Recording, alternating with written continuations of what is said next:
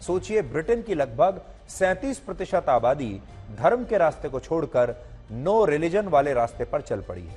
2011 में वहां 1 करोड़ 41 लाख लोग ऐसे थे जो किसी भी धर्म को नहीं मानते थे, लेकिन अब 2021 में जो जनगणना की गई उसमें वहां ऐसे लोगों की आबादी बढ़कर 2 करोड़ 22 लाख हो चुकी है। हालांकि यहां एक बात नोट करने वाली यह है कि ब्रिटेन में नो रिलीजन का कल्चर तेजी से लोकप्रिय हो रहा है, लेकिन इस कल्चर का इस्लाम धर्म पर कोई असर नहीं है।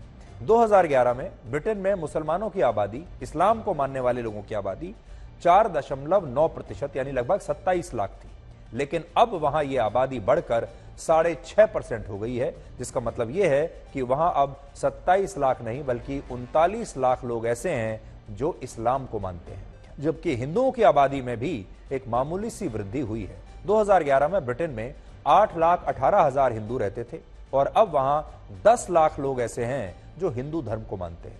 अब मैं आपको बड़ी स्क्रीन पर बताऊंगा कि ब्रिटेन की आबादी का यह पूरा ब्रेकअप क्या कहता है, और इससे आप भविष्य का भी अंदाजा लगा पाएंगे और दुनिया का भी आप अंदाजा लगा पाएंगे।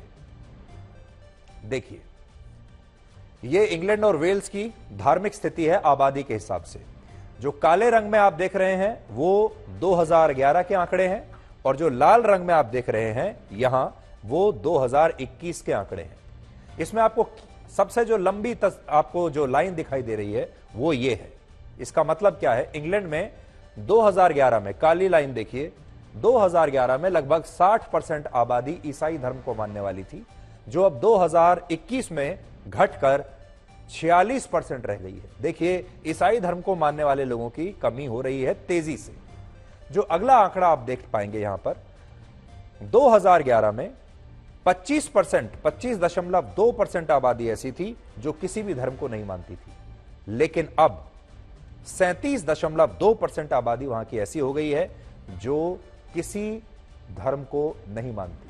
इसका मतलब क्या है, वहां पर सबसे बड़ा धर्म है क्रिश्चियनिटी, ईसाई धर्म। उसे मानने वालों की संख्या कम हो रही है और ऐसे लोगों की संख्या बढ़ रही है जो किसी भी धर्म को नहीं मानते। इसमें अगर आप हिंदू और मुसलमान की आबादी भी वहां पर देख सकते हैं। मुस्लिम आबादी में वृद्धि हुई है 10 साल में, 4.9 से 6.5% आबादी अब वहां हो गई है, और हिंदुओं की आबादी में भी मामूली सी वृद्धि दिख रही है। पहले 1.5% थी, 8 लाख, और अब इनकी आबादी बढ़कर 10 लाख हो गई है। इन आंकड़ों से 2 बातें समझ में आती हैं। पहली बात यह कि ब्रिटेन जैसा देश, जिसे ईसाई धर्म की सबसे प्रमुख शाखाओं में से एक माना जाता है, वहां ईसाई धर्म को इस्लाम धर्म से भी चुनौती मिल रही है, और वहां नो रिलीजन भी लोगों के बीच लोकप्रिय हो रहा है। और बड़ी बात यह है कि कुछ वर्षों के बाद ब्रिटेन में सबसे बड़ा धर्म जानते हैं कौन सा हो जाएगा? आज वहां पर सबसे बड़ा धर्म है ईसाई धर्म, लेकिन शायद जब अगली बार वहां पर जनगणना की जाएगी, 2021 में अभी हुई है, 2031 में जब वहां पर सेंसस होगी, तो पूरी संभावना है कि वहां पर सबसे बड़ी आबादी उन लोगों की होगी जो किसी भी धर्म को नहीं मानते, और जो क्रिश्चियंस वहां पर हैं, ईसाई धर्म को मानने वाले जो लोग हैं, वो नंबर 2 पर आ जाएंगे। ये बात हम इसलिए कह रहे हैं क्योंकि कुछ मामलों में ब्रिटेन में ईसाई धर्म नो रिलीजन से पिछड़ चुका है।